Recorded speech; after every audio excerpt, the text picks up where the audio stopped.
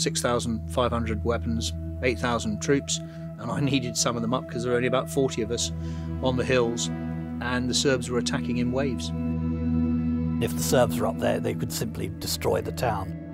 That was where Richard, particularly with his leadership and his company, held them off for a vital couple of hours. Would every single company commander have done the same? The likelihood is not. I mean, we'd like to think so, but we were lucky we had the right man, the right place. What is it that drives people to be brave, to commit acts of heroism, often in the face of the enemy? I'm Darren Coventry, former soldier and now video and podcast producer at BFBS. I've been talking to men and women who've received the UK's highest military honours. We talk about what happened, what they thought at the time, and how they feel about it now. This is Tea and Medals.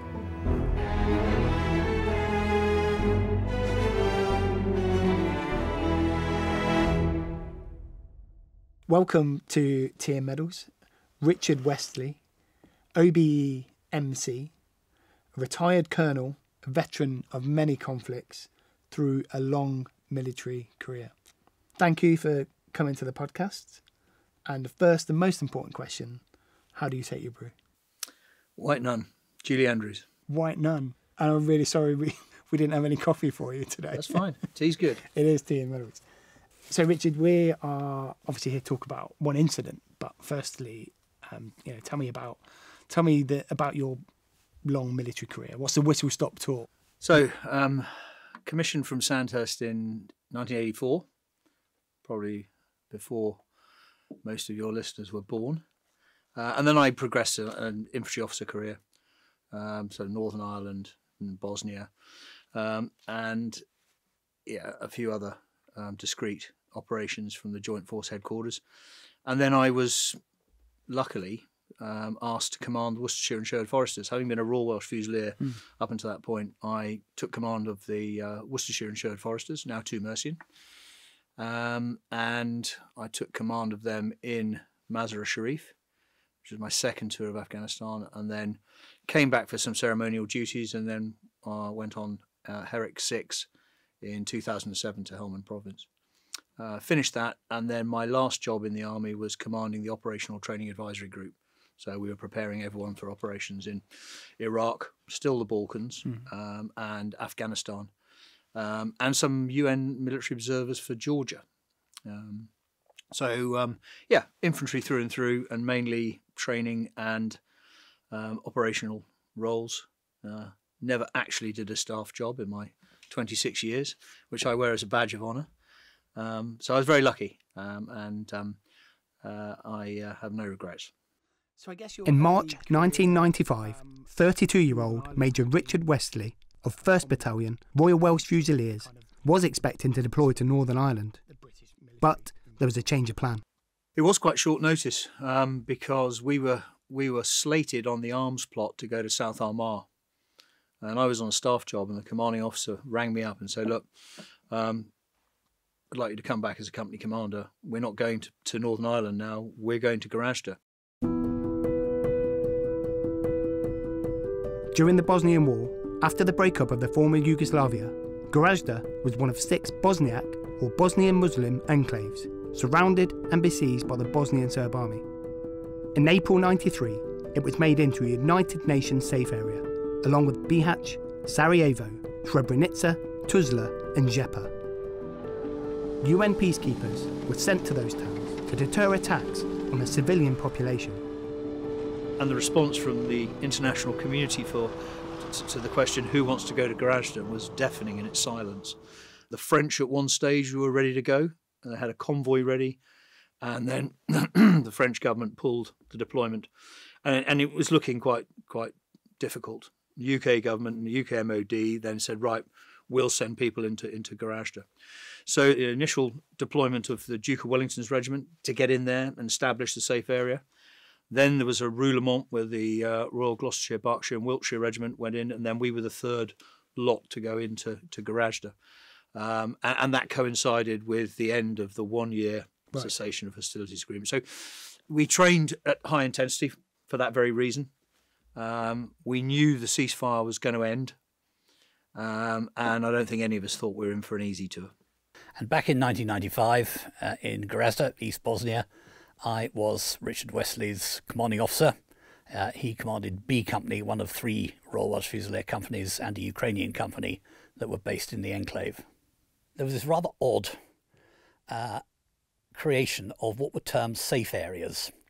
Now, they were not safe havens. Safe havens have a very specific meaning in international law, and they imply complete disarmament in return for complete security. So for that to happen, the Bosnian forces in Gorazde would have had to be disarmed, and there would have had to be a large UN or NATO force put in to secure it. And neither of those two things happened. And precisely what the safe area was, nobody really ever quite was sure. The closest I came to a definition was from Rupert Smith, the force commander, who told me in his view that, and I quote, "The safe area exists to safeguard the civilian population so far as it is possible to do so in a war." But it had no actual legal standing. It was further complicated in Gorazde itself by a ceasefire agreement engineered by Mr. Akashi, the Secretary General's special representative, who agreed with the Serbs that there would be an exclusion zone of 3 kilometres around the town from which troops would be withdrawn, and an exclusion zone of 15 kilometres from which artillery and heavy weapons would be withdrawn. So we had this rather odd situation of a circle around the town, with the Serbs actually sitting right on the edge of the circle, and their heavy weapons, well, they never cleared them out of that particular exclusion zone. And there were not enough NATO or UN troops ever to enforce that agreement.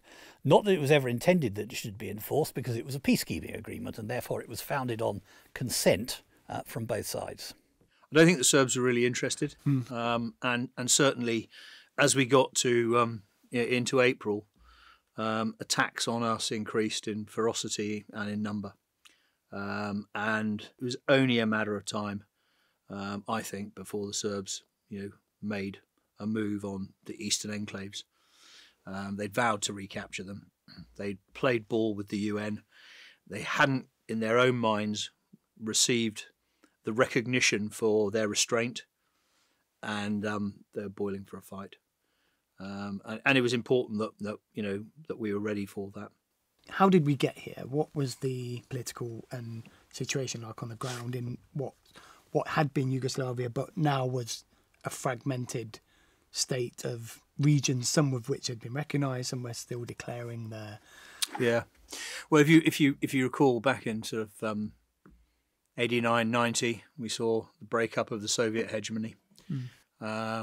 Wall coming down in Berlin, free movement, fragmentation of various states, and Tito had gone, and he was holding the country together. So Tito was the ruler of... President, yeah.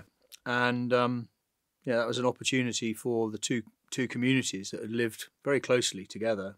Many people had married across the ethnic divide, so decided that they wanted to rule their own roosts, and it very quickly turned into a civil war, very rapidly. And I'm not a psychologist, but psychologists tell me that sometimes the intensity of the violence that ensues is an indication of how much sort of love there was in the community beforehand, and then something happens on one side, reaction, counteraction, and before you know what, you've slipped into something that had become a pretty nasty war involving, a lot of deaths and some pretty hideous crimes against humanity. As we saw, unfolding, the early days when the Cheshires and Bob Stewart were out there. So it did unfold pretty quickly, and that was always in the back of our minds, that if it could do that regionally, it could certainly do that locally.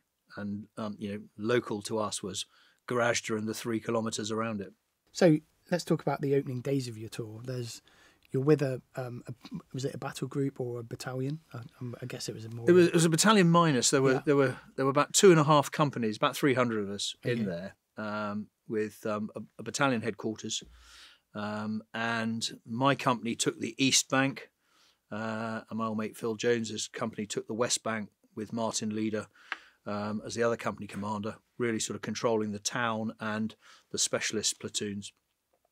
And it was, the early days were classic peacekeeping, you know, patrolling, manning observation posts that were interpositioned between the two sides, getting to know the warring factions as best we could. And you would be speaking to both sides? Absolutely. Never at the same time. You know, classic peacekeeping doctrine is that, you know, eventually you get a contact group and you get them sitting on a table, and you're the, you know, you're the arbiter and the impartial sort of guy on the ground. But that was never going to happen because both sides suspected they would be fighting that summer. So you would be shuttling between the various commanders and their troops, trying to establish rapport, because if you knew them well, it was probably less likely they were going to shoot at you, or maybe think twice about it. And really just trying to get a sense, get your antennae tuned really quickly so that what you were sending back in terms of military information was accurate. Because I was acutely aware that if I over-egged some of the reporting about what the Serbs were doing, and they were up to some bad stuff, it could be misrepresented. And the danger was that, you know, by reporting that, we could actually make a situation worse than it was. So describe what you said. It's Gorazde in the kind of 3 kilometres. That's your world at that stage. You know, what does it look like? What's the ground like? What's the area? Yeah, terrain's pretty austere. You've got bleak limestone mountains up to about 3,000 feet above sea level, completely surrounded by Serb forces. You've got a town that's been at war for a couple of years, so there's no glass in any of the buildings. All the power is generated by dynamos in the fast-flowing River Drina to power televisions and household appliances. We arrive there and it's getting cold. You know, the winter's starting to come in, or the winter's in, and you know, the snow down. By the time you get up onto the hills where the observation posts are, with a wind chill factor, you're down to the -20s, and it's hard going. You're doing everything on foot. So communications were difficult, and it was very much a corporals and subalterns war. Therefore, to keep the lads in good condition, keep them focused, trained, and the OP commanders all had very specific programs that they would put the lads through every day, with washing and shaving, weapon cleaning, maintenance, improving the facilities, patrolling, liaison with the locals, so that everybody was focused on the job rather than worrying about the conditions. Within weeks of us arriving, the Serbs started to restrict the number of resupply convoys coming into Gorazde. So no fuel, limited rations. And does that include resupply for your own troops? Absolutely. Not just for the local population? No, both humanitarian aid and our own convoys. And it was just like a tightening of the ratchet. So, you know, they didn't want to appear to be being too restrictive. But by the same token, they didn't want us to be at our full capability when they decided to make their move. And lots of mind games, jamming on the radios, convoys being held at Sarajevo for days on end, and then an increase of the number of attacks on us, shooting attacks, both at civilians, but also at us. And again, you know, you couldn't afford to be pushed around by these people, because the sort of bullying mentality is, if you show weakness, then they're going to do a bit more and a bit more. And I guess that then sets the tone for your entire tour. Yeah, and it was, you know, the pressure started to mount. You know, we'd taken a couple of casualties. You know, we were in danger of running out of blood supply, so we were having to give our own blood and refrigerate it as best we could. Ammunition was always a worry for me. We could get plenty of water. Food, we could forage up to a degree. But ammunition was going to be a real limiting factor. So we had to get quite inventive as to how we got round the shortage of ammunition. But I noticed in the soldiers, as time went on and attacks on us increased in frequency and severity, that it really started to sort of play on the younger soldiers' minds. You know, there were a lot of landmines unmarked. You know, we sort of knew where they were. You know, in early April, 4-man patrol of mine walked into a minefield. 3 got nasty injuries. And you know, before you took the guys out on patrol, you'd finished your orders. You'd watch them getting ready, going through their lucky routines. You know, it's a bit like a sort of dressing room for a big rugby game. You know, it's just that every day was an international day in Goražde for young soldiers. And you could see it was starting to take its toll in terms of pressure, and we needed a release on that. And the only release they would get was when they had the ability to fight back against a much stronger Serb army. But this was a peacekeeping operation, so fighting would have to wait, especially as it wasn't really clear what the mission was in the first place. I was never actually given a mission. Very little, often more than a one-liner in various messages and directives. I was often not told of developments that were going to take place.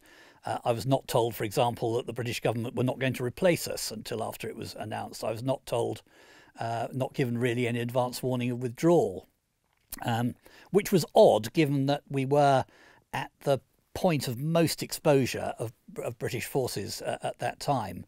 And really, the national interest was at stake. And so, yes, when it came to deriving a mission, I had to analyse what information I'd been given and come up with something. And my main effort in this was to make sure that, although I might be slightly uncertain about what exactly was required, but my subordinates would not be. They would all have definite missions and tasks and things that they had to achieve and focus on, so that uncertainty stopped with me. It's pretty irritating, to be honest. You know, we accept that, you know, sometimes it's a move now, grid to follow. But actually to be deploying on a mission of that importance without a mission statement. And actually the commanding officer did a great job. He rang up General Rupert Smith in Sarajevo, and he just said, okay, what is it you want us to achieve, and how will we know when we've done it? And General Rupert, you know, is a fantastic commander. He just said, your purpose is to safeguard the civil population as best you can in a war. Not a mission. Some might say a little bit woolly, but actually it was enough. Yeah. It gave us the in order to. So the why, the what. And we came up with some tasks, a list of tasks that we thought we could achieve given our resource and the situation. We came up with 4 or 5 tasks, and then the in order to of the mission was safeguard the civil population and accredited UN agencies. And we disseminated that, gave the guys time to digest it and come back, say whether they were clear about it, and then we went nap on it. But we did revisit that mission. The mission actually changed 3 or 4 times during the tour as the situation changed. Yeah, and I think it becomes quite key, because eventually we get to the whole, what are you allowed to do to safeguard the area? You had come up with 5 tasks that you had devised as a mission. Yeah, and we also designated a main effort, a key priority, and that was the safeguarding of the 3-kilometre exclusion zone that had been put in place by the Jimmy Carter plan, if you like. So everyone knew at the end of the day the biggest priority and where all resource was going to go to was protecting that 3Ks. Yeah. And whatever happened, we had to stop the Serbs from getting into that 3K zone if they decided to make a move.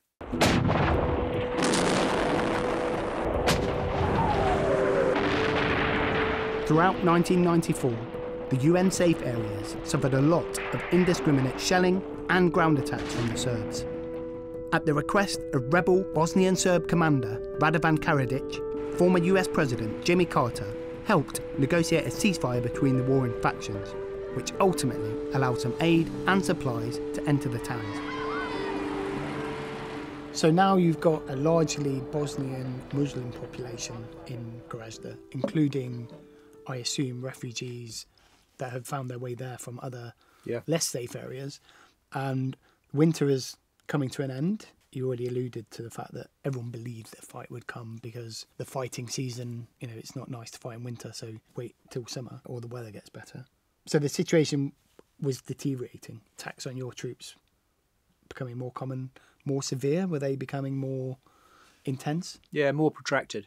And I'd been quite clear with the blokes, you know, 1 round in, 20 back. But then when you're getting a couple of hundred in, you've got to really try and exercise some fire control over that, because we will run out of ammunition. And if we haven't got ammunition, they will find out about it. Yeah. Because being a UN deployment, we weren't allowed to use any codes. So all our radio messages and resupply messages were going out in clear.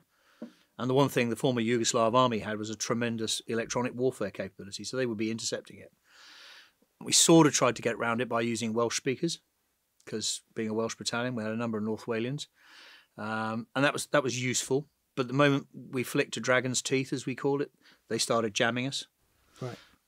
We did have access to a TACSAT through the Joint Commission officers, so we could get messages out that way. But it was quite clear to me that Serbs would be onto the fact that we hadn't had any convoys in. We've been fighting combat incidents. They have a rough idea what our first line scales of ammunition would be. And it wasn't going to be long before they realised that they were more plentifully supplied with ammunition than we were. And then I guess we get to May when things start to get really bad. So tell us about that. Yeah, throughout May, the ramping up of the pressure, no convoys in, it was all building to something. On the 28th of May, the Serbs made their move. They hooked round to the north and took some of the observation posts, a Ukrainian one and 2 British ones, hostage. And I was at that time at a meeting on the East Bank with the Bosnian Serb liaison officer. I knew him quite well, but he was giving off all kinds of alerts and signs to me. And he actually said, "Look, if we have to come for your observation post, don't worry, you'll be safe. Your soldiers will be safe."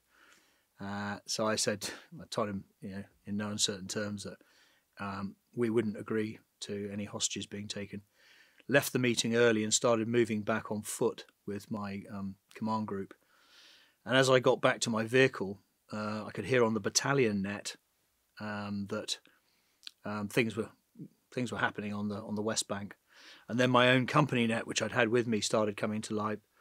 And the guys out in the observation posts were sending information that there were significant combat indicators. They were bringing up stretcher bearer parties, ammunition was being forward loaded, window frames were being knocked out, and it was pretty clear that something was about to happen.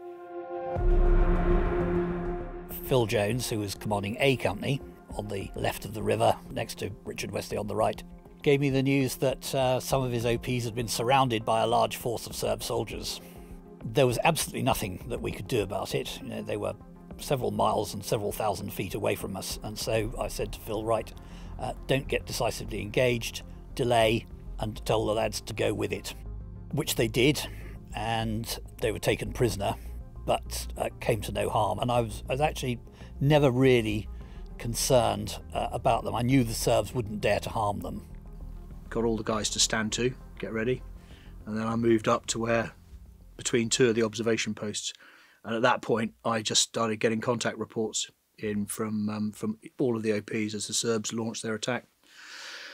And ostensibly for the rest of the afternoon we fought the Serbs. We got a message to the Bosnian army in the town that Serbs had crossed the line, and I was happy to abandon impartiality for a period of time. But they had 6,500 weapons, 8,000 troops, and I needed some of them up because there were only about 40 of us on the hills, and the Serbs were attacking in waves. So that message was received, and the commander of the brigade on my bank started to move his troops up.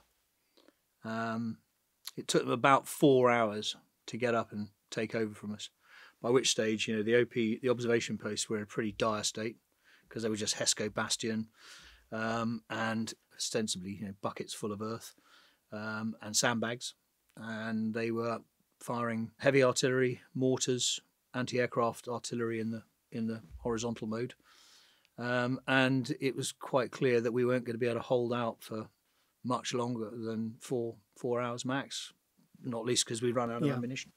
So eventually, after about 4 or 5 hours, the Bosnians got up onto the front line, took over our positions in significantly greater numbers, and they did a very good job.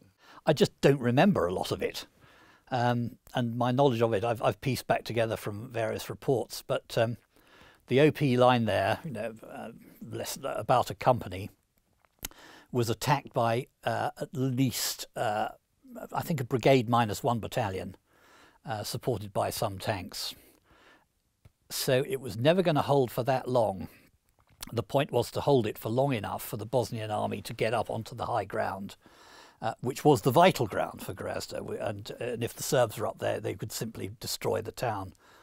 And that was where Richard, particularly with his leadership and his company, held them off for a vital couple of hours, 2.5 hours, giving time for the Bosnians to get into position and then break contact and move back.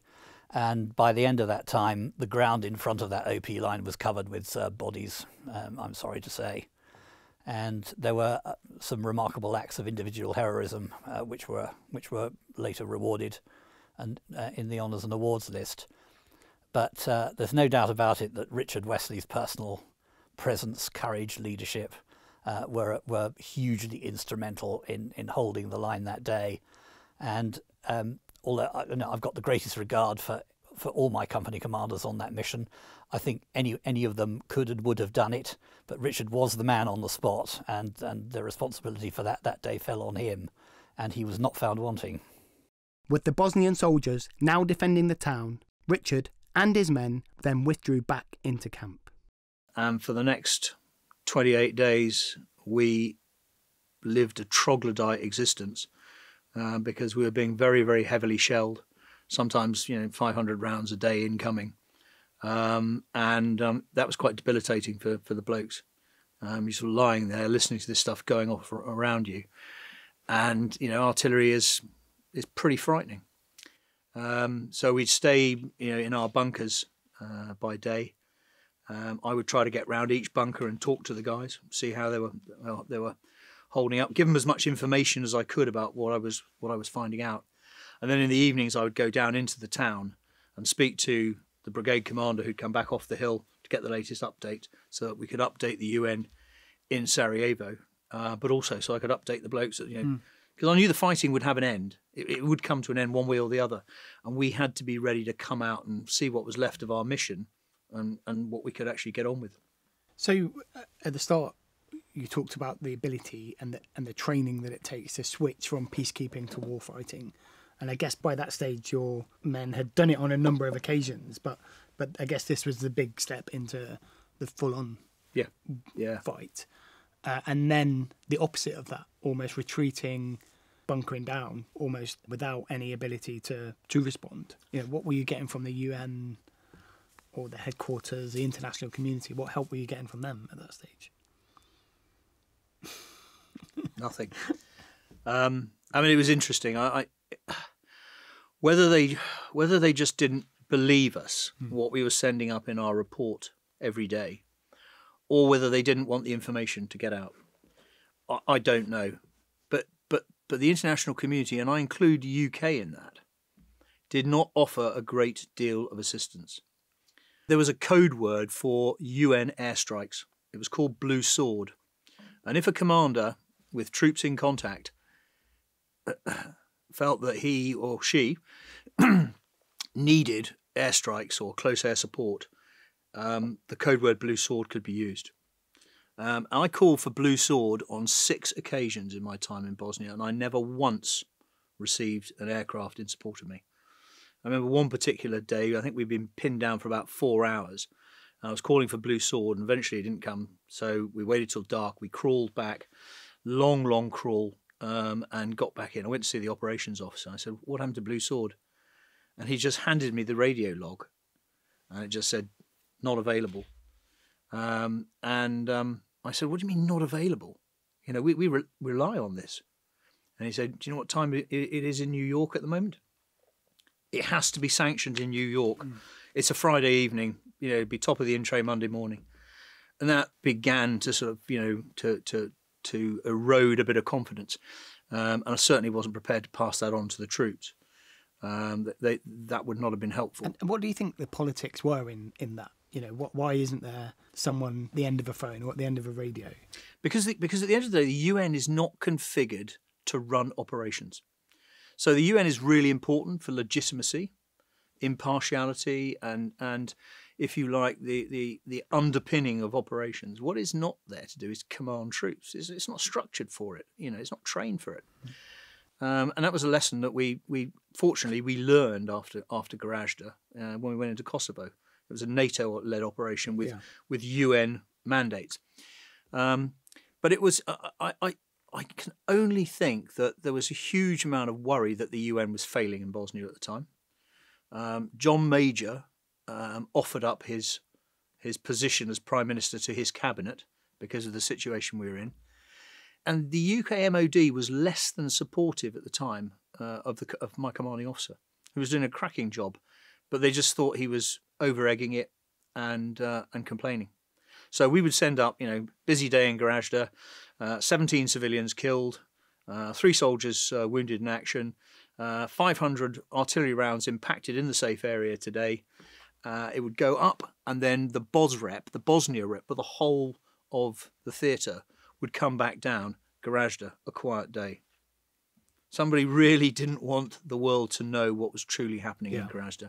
And interestingly, and this might be of interest to you guys in the media, is once the hostages had been taken and the attack had occurred, we were banned from talking to the media. We could speak to Martin Bell in Sarajevo on a weekly basis, his trusted, balanced journalist, and then we were banned from talking to the media. So they just made it up. Not in irresponsible media terms, but it just didn't reflect what was really happening in Gorazde. And that was frustrating. The British soldiers spent nearly a month hunkering down whilst the Bosnian Muslim troops fought back the Serbs. Eventually, the shelling began to ease up. The local population started to emerge back into the world and were in need of supplies. They were just starting to come out of their basements. They were hungry. We had to improve our logistics situation.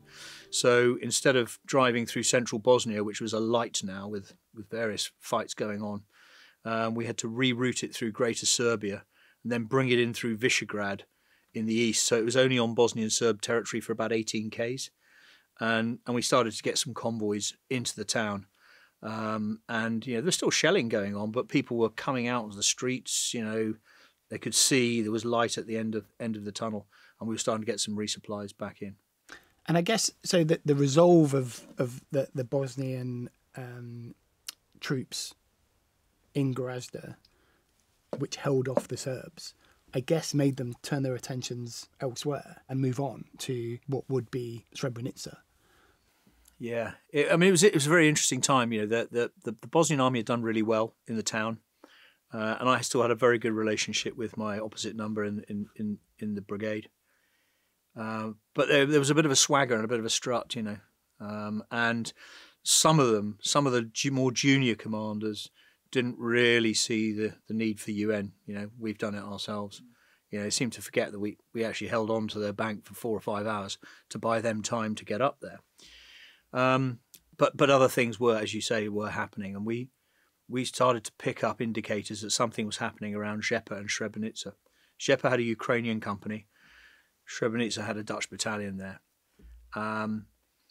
And having picked up some indicators that something was happening, we started to see stragglers coming over the hill into Gorazde. So we got out there as quickly as we could in our vehicles, took them from the Bosnian army and started to sort of talk to them and say, what's happening? Where have you come from? And we did it individually, but all the tales were pretty chilling in the fact that they all seemed to hang together, independent of one another. And it transpired that Zepa and Srebrenica had both fallen, not a shot fired. And the next 3 or 4 days, 8,300 men were murdered by the Bosnian Serb army in cattle sheds and along the roads outside Srebrenica and Zepa. The Serb forces massacre of more than 8,300 Bosniak men and boys is a genocide that remains one of the darkest hours in the history of the United Nations. I genuinely believed that the Serbs would show little mercy in retaking the town. They certainly would want to make sure that men of fighting age, 16 to 60, were no longer a threat to them. Yeah. And so it was really important that the town did not fall into Serb hands. And I think it is testament to some young soldiers who, they'd never been in combat before. Most of my soldiers had not fired their weapon in anger before Gorazde. And it certainly had a profound effect on them. The next problem was how to get out. The Fusiliers' situation was being closely monitored back in the UK. The mid-1990s, I was a major, I was the operations officer of 22 SAS, and my responsibility was for the fine planning of the potential rescue of British forces in the Goražde pocket and in Zepa as well, a couple of different pockets, and we would have carried out the operation on the ground had to go ahead. We'd got to a point where the commanding officer of the Welch Fusliers had come out and he'd come to Hereford, and I'd sat in a meeting with him, with our director, General Cedric Delves, and my commanding officer, Colonel Rupert Pritchard, and their assessment together was that the end was now, that it was all or nothing for the Serbs, and we had to think about the what we tend to do in these occasions as we look at what's going to be the most likely case, what's the worst case, and which case do we need to prepare for. And so we very much looked at both the worst case and the most likely case was that the enemy were going to make a move. And so we really stripped for action by that stage. Best illustration one could give was that when it came to the end state, the Bosnians blinked and they realised that this they couldn't afford to make that move. And what's more, they, as an act of goodwill, frankly, on their part, they basically put their hands up and said, if your battalion wants to drive out, you can drive out. I personally had been at the Ministry of Defence, down in the cellar in the restricted zone on the day, and we had, frankly, the plan was about to be executed fairly imminently. Aircraft and personnel were starting to move into their assembly areas to carry out the operation. I was on the train back to Hereford, and I think I got as far as Salisbury when my cell phone rang, and I was told, they're coming out, it's over. The Serbs have blinked, and I thought, very sensible. Getting out was always going to be problematic because I think the Bosnian forces in the town took the view that whilst there were UN peacekeepers there was the opportunity for them to get airstrikes, which is what they needed if the Serbs were going to concentrate force and come again. And the commander of the Bosnian 81st Division in Goražde, Brigadier Barto, had sort of said to the commanding officer, you can leave, but you've got to leave all your vehicles and your weapons for us. And that was clearly not going to happen. That's not the way British soldiers do anything. So we had a couple of plans of how to get out. One was quite highly classified, involved UK Special Forces flying in, us exfiltrating into the hills and flying out in Chinooks. That would mean destroying or disabling all our vehicles and only taking what ammunition and weapons we could take. And it was certainly high risk, and it had a threshold of casualties tied to it when we would call for that operation. The second and favoured option was to drive out with all our sort of vehicles, weapons, and some national face intact. So the commanding officer brokered a deal with General Mladic and with the local commander in Bosnia that we would leave, but we would leave behind a tactical air control party or some forward air controllers, so that there were UN berries, small number, but they could call in airstrikes. And an agreement was given to that. It was also made sense because if they did need to get them out rapidly, it's easier to get 5 or 6 blokes out than it is to get a battalion out. But things got quite complicated because Brigadier Barto didn't necessarily have enough control over his people in the town, and they started to break into our camp, I think probably to steal fuel, weapons, And as the tactical commander on the ground, I went and had a word with him and said, this has to stop. You're sending armed people into our camp. And I don't think he did anything about it. And we ended up having a firefight with some people armed coming into the camp. We ended up killing 2 or 3 of them. The very people we'd gone in to defend. Really, really difficult. And we managed to get a couple of convoys out of the town. It was just my convoy with the commanding officer was the last one. It was always going to be tricky. And we were getting ready to go when the markets area of Sarajevo was very heavily shelled. Number of civilian casualties. And the international community was crying out to find out where these mortars had been fired from. And all the evidence was pointing at the Serbs. And the difficulty was for General Smith in Sarajevo is that he could only sort of keep the lid on that can of worms for so long. Because if airstrikes were then put in on the Serbs would close off our corridor. We'd be marooned in Goražde for goodness knows how long. So basically, bold decision made by Rupert Smith. He said, he got on the radio. He said, have you got all your Fusiliers ready? I said, yep. He said, move now.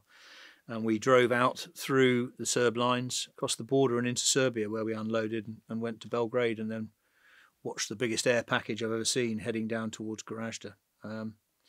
So we managed to get out with all our weapons and all our people. We didn't get our interpreters out, which is quite topical given what's happening at the moment. And I'm to blame for that because the commanding officer got the company commanders together and said, I'm planning to take our interpreters and their children out with us. For their safety. Yeah. And if anyone doesn't agree with that, they have the right to veto. One veto and we don't do it. And I'm afraid I stuck my hand up and I said, no, we shouldn't be doing this. And the 2 reasons are, firstly, with the UN, we can't be seen to do this. It's undermining the reputation of the UN, smuggling people across borders. The second thing is that I know when we drive out of here before we cross the border into Serbia, we are going to be searched. And if they find our female interpreters and their children, they will be led away, and there's nothing we can do about it. The others didn't agree with me. The commander of the SAS team did agree with me.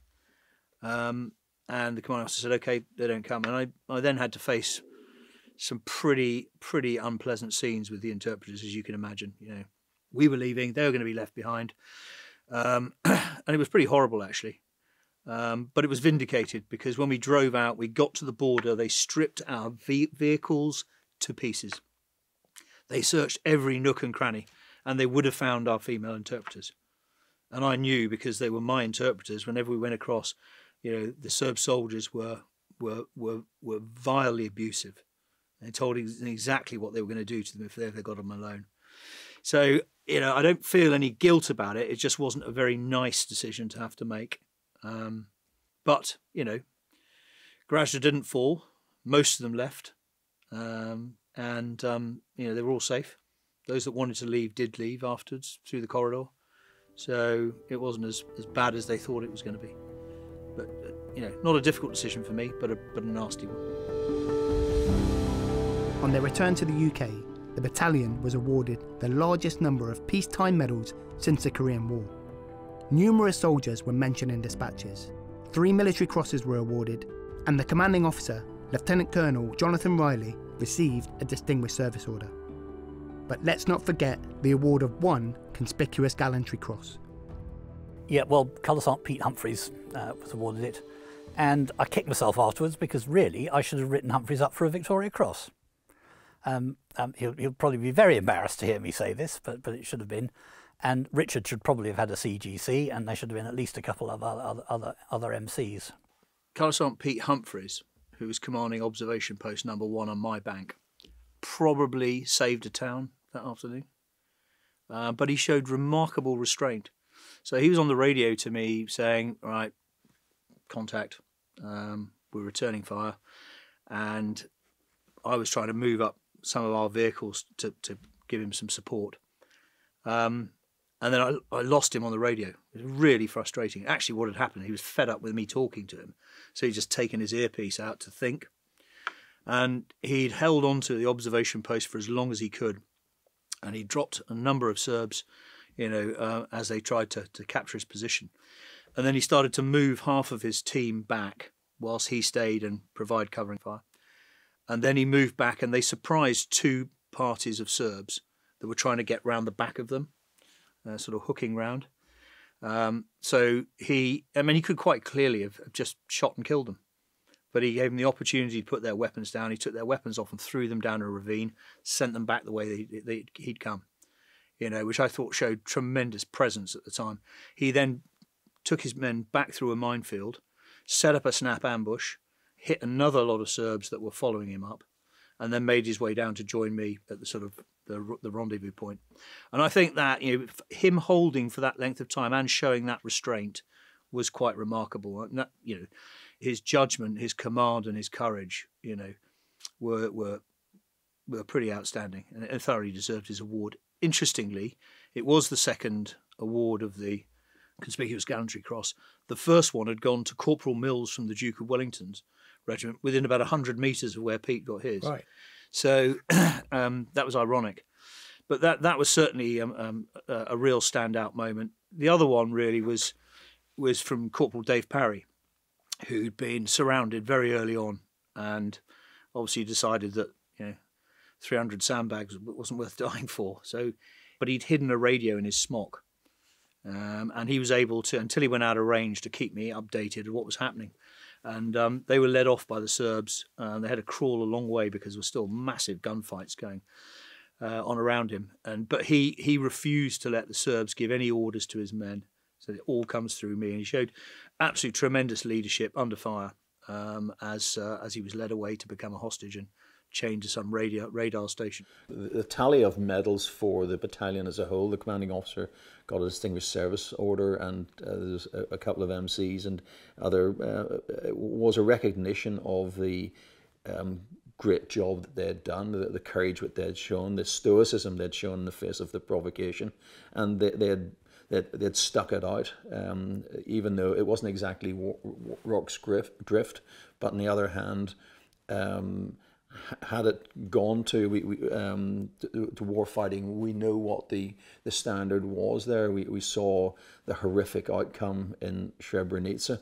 It would have been Srebrenica, but with the UN fighting, and probably every single one of the troops would have become a casualty, if not killed, in that event, because once started, the Serbs would unlikely have to pull back.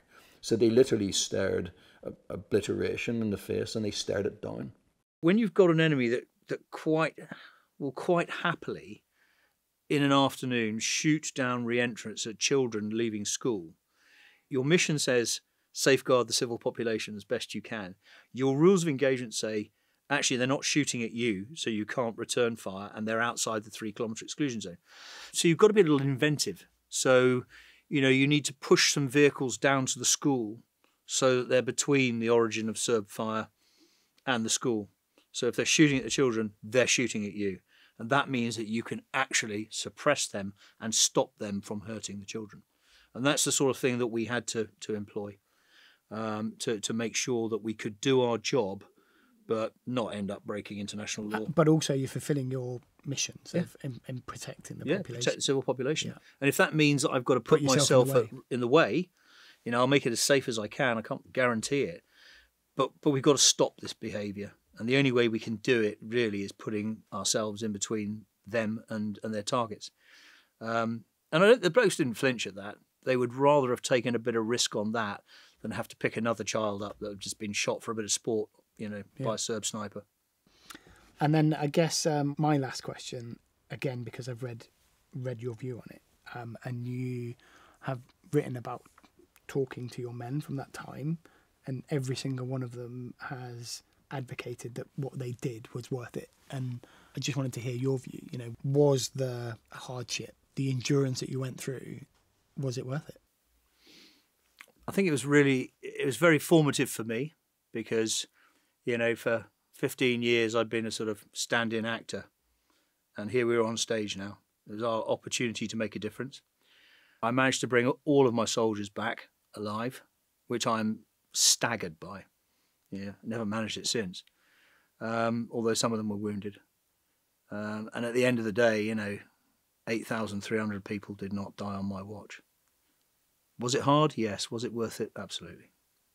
Great. And then you were recognised yourself with the Military Cross. Yeah, it was a bloke's medal. They always give it to the Rupert. I genuinely believe that as a company award. You know, everyone in B Company, the Royal Welch Fusliers, that was on Op Grapple 2 deserves to wear that as much as I do. Yeah, it's a piece of jewellery really, but it's theirs.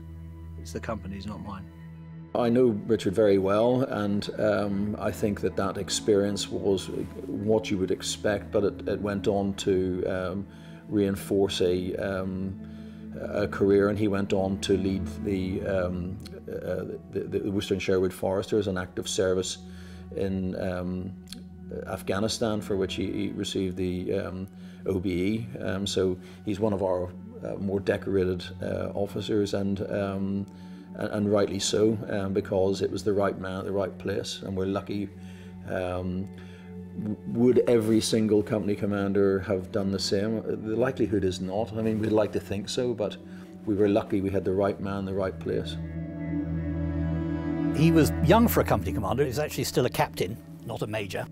Very tough, very sporty, strong family man, committed to his family, very committed to the regiment as well, great sense of humour, always good company, and very well liked by the other officers and by the NCOs and soldiers as well. I don't think anyone ever had a bad word for him, and quite right too. I wanted to read out a short extract from the citation of Major Richard Westley, Military Cross. It was his company which formed the rearguard on the last day. His personal example and leadership over a prolonged period and in the face of unprecedented difficulties, as well as his disregard for danger, were key factors throughout the operation. That just sums up a little bit of the fact that, you know, you were the guys who stayed behind and provided the rearguard and then left, and I guess put yourselves at more risk in a very tetchy situation. Doing our job. That's what the blokes would say. Yeah. Just did our job and did it the best we could. So, and I'm very grateful for their efforts, because I'll never be able to thank them enough, nor will the people of Goražde be able to thank them enough for what they did for that town.